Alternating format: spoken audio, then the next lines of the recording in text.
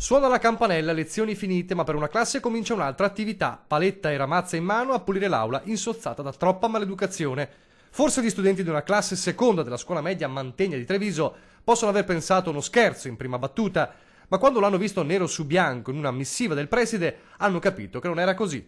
Cari ragazze e ragazzi, se non tenete l'aula in modo decoroso, pulite voi, non i bidelli.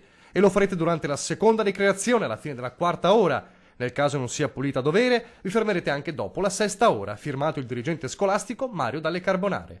Punizione eccessiva? Non per il preside. In diverse occasioni, soprattutto una giornata in particolare, i collaboratori hanno trovato l'aula sporca oltre misura. Si vedeva chiaramente che i ragazzi avevano anche gettato a terra pezzetti di carta, materiale vario, frammenti di materiale didattico.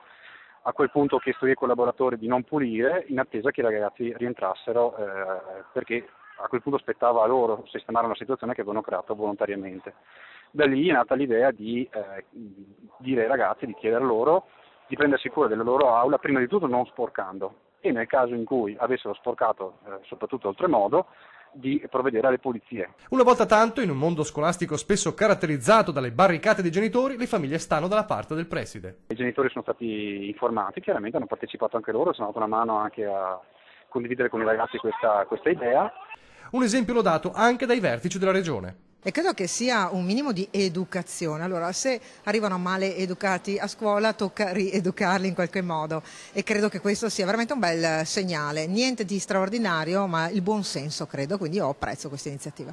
Lezione servita? Forse non ancora, ma la strada sembra essere quella giusta. È successo alcune volte che abbiano comunque dovuto riprendere in mano la ramazza e la paletta, però mi pare che stiano comprendendo che prima di tutto l'aula è loro e quindi è bene che loro stessi ci vivano in maniera più serena, non trattandola male.